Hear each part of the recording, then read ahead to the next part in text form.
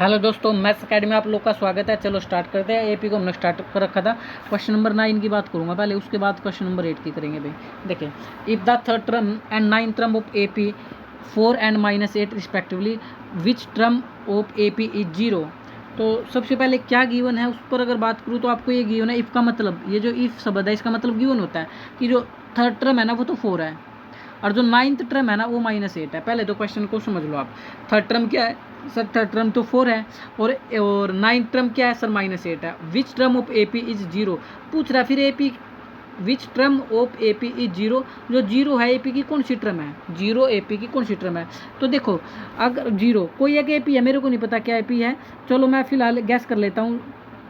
मान लो एक 2 की एपी चली थी, 2 4 6 डॉट डॉट डॉट और इधर भी डॉट डॉट अगर चला दूँ तो यहाँ कहीं 0 बैठा होगा, कोई 0 बैठा होगा। तो यहाँ पर ये पूछ रहा है कि एपी की कौन सी टर्म 0 है। भाई देखो, आपको ऐसी सीरीज मैंने बहुत बार आपको बताई, अगर पहले क्वेश्चन आपने देखे हो, मैंने बोला किसी भी सीरीज के बारे में आपको पता करना हो कि एपी की कौन सी टर्म जो है वो 0 है। मान लो हमें 0 के बारे में पता करना है कि ये एपी की कौन सी टर्म है, तो एक ही काम करते हैं हमेशा, ए एन बराबर 0। क्या रख देंगे? ए एन बराबर 0। बस यही होता है इसका ट्रीटमेंट। हमेशा जिसके बारे में आपको पता करना होना कि ये कौन सी टर्म है, उसका एक ही सोल्यूशन है। हमेशा ए एन बराबर क्या रख दो? वो वैल्यू रख दो। मान लो आपको पता करना कि बताओ कौन सी टर्म 6 है, तो ए एन बराबर 6 रख दो, ए एन बराबर 4 रख दो, ए एन बराबर 2 रख दो। ये तो जो हमें पूछ रहा है उसकी बात हुई। समझ आई होगी मेरी बात?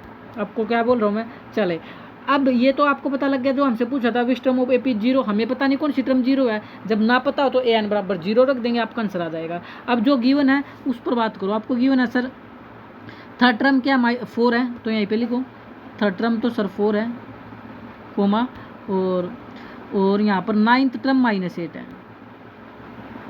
नाइन्थ टर्म का मतलब A9 -8 है। आप इस चीज़ को ध्यान से देखिए भाई, जो मैं आपको बताने की कोशिश कर रहा हूँ। ये अच्छे से बना लेता हूँ, थोड़ा 8 बनाने में दिक्कत होती है मेरे को। ये बना ही नहीं, अब भी बनेगा नहीं ये माइनस का 8। ये लो, तो थर्ड टर्म का मतलब क्या होता है?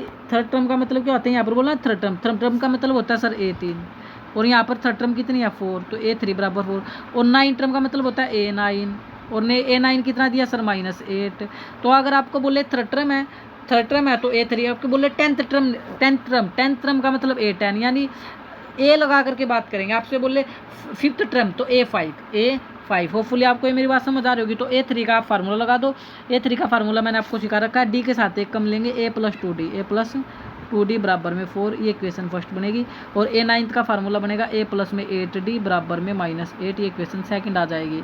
यानी डी के साथ हमेशा कम आएगा, यानी यहाँ पर n की वैल्यू 3 है, क्योंकि फार्मूला क्या होता है? n-1 into D. वैसे पूरा तो A+n-1 2D होता है, n में से 1 घटता है, तो n तो यहाँ पर 3 है, 3 में से 1 कम करो तो 2 आएगा। इसलिए यहाँ पर 9 है, 9 में से 1 कम करो तो 8, तो इतना टाइम नहीं लगाना। डायरेक्ट A+2D और A+8D। अब ये इसके नीचे रख दो, A+8D की वैल्यू क्या दी सर? -8। साइन बदलो, माइनस माइनस और ये प्लस, तो प्लस माइनस ये कैंसिल, तो माइनस का 6D बराबर आ गया 12। तो डी की वैल्यू यहाँ से निकाल लो 12, और ये मल्टीप्लाई का हो जाएगा डिवाइड में। यहाँ मल्टीप्लाई का रिलेशन है, ध्यान देना, -6D का, तो 6 1 6 2 12, तो डी की वैल्यू -2 आ गई। डी की वैल्यू क्या आ गई सर? -2 आ चुकी है। अब इसको या तो इक्वेशन फर्स्ट में रख दो, इक्वेशन सेकंड में रख दो। तो मैं इक्वेशन फर्स्ट में रख देता हूँ।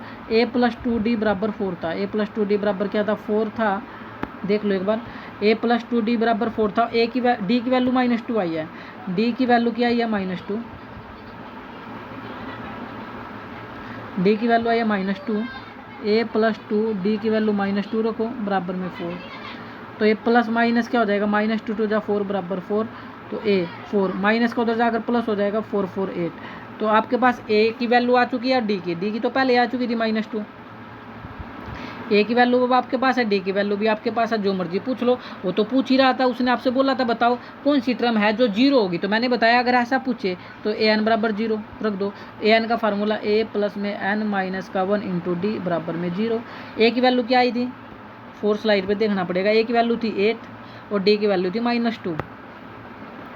ए की वैल्यू थी सर 8 और डी की वैल्यू थी -2 बराबर 0।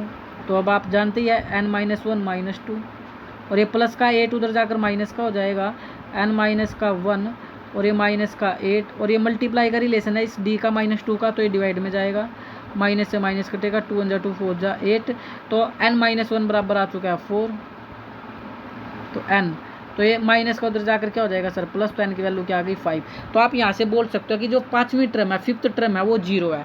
क्वेश्चन का आंसर आ चुका है, इससे आगे नहीं करना। अगर फिर भी आपको डाउट हो तो आप वेरीफाई कर सकते हो, आप 5th टर्म निकाल कर देख लो। 5th टर्म का मतलब A5 और A5 का फार्मूला A + 4D।